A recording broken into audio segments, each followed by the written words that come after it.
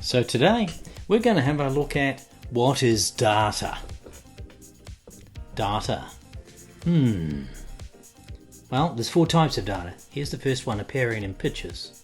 So the first type of data that we can get is images. Even videos are images.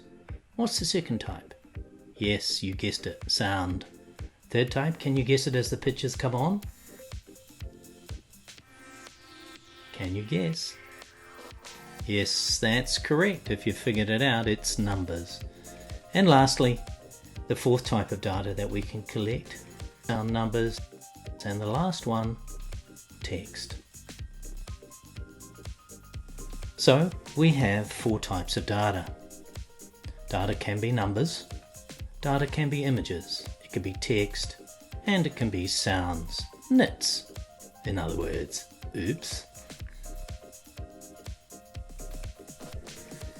Where is data found or collected?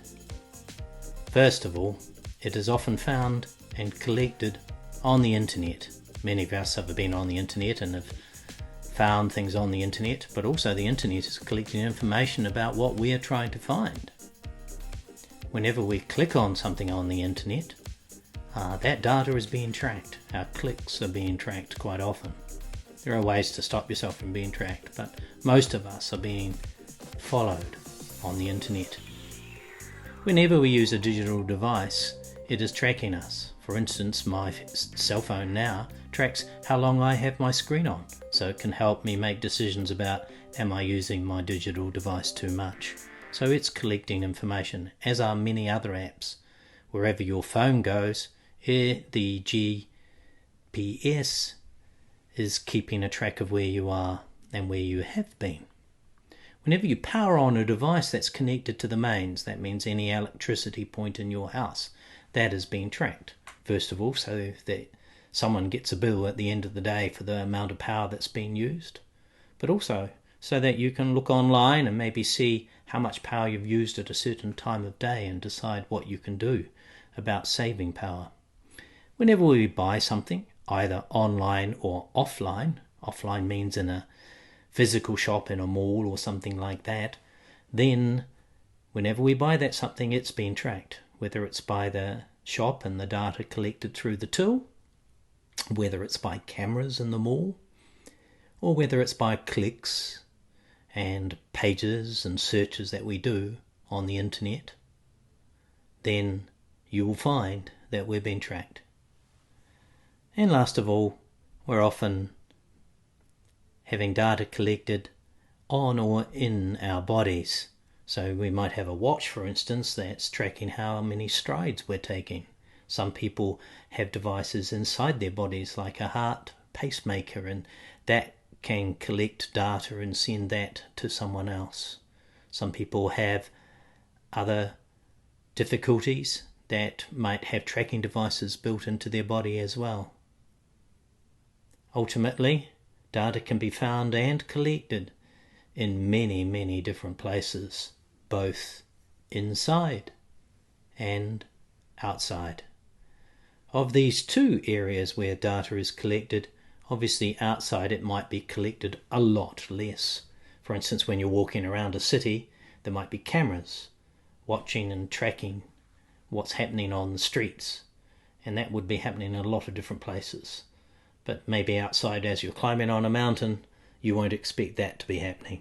However, if you have a cell phone in your pocket, it probably still is happening. Wait, what? So if you want to dive deeper into data, then watch this second section. Proceed if you need more information. So data can be stored and transmitted. It's actually just a bunch of ones and zeros known as binary data. And because it's just stored as ones and zeros, it can be created, it can be processed or changed, it can be saved, and it can be stored digitally as a series of ones and numbers. So those 4 types of data that we were talking about before can be all stored digitally.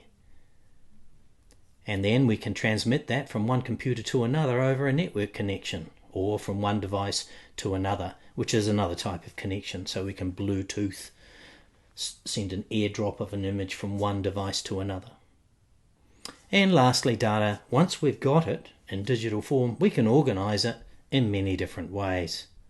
It doesn't deteriorate over time or lose quality, or even after it's been used lots and lots of times.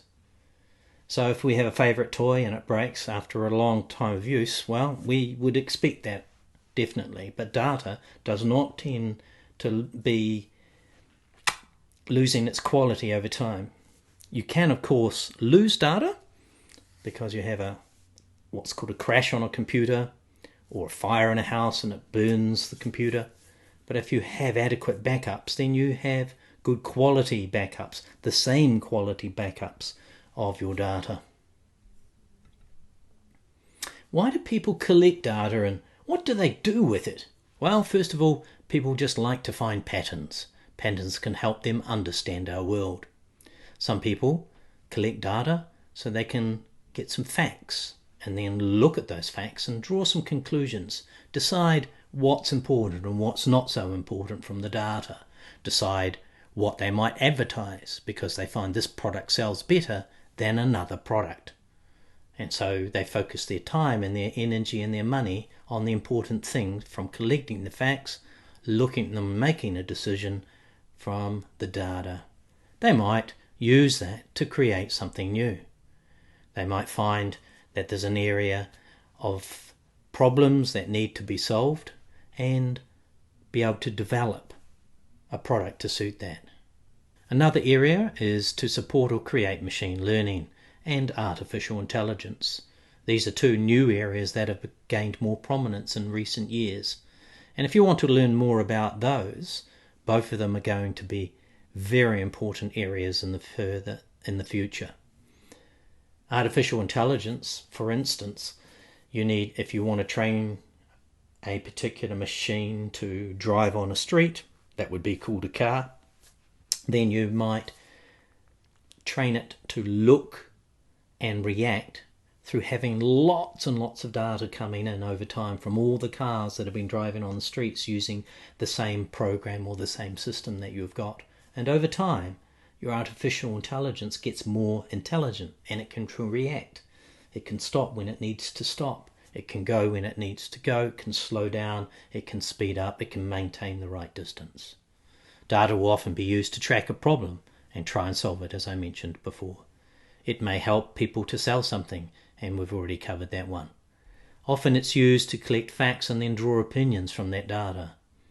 And sometimes it's used to confuse others and make something appear to be true when it's not. So you have to make sure you have, or you're looking at all the data, all the different aspects of the data.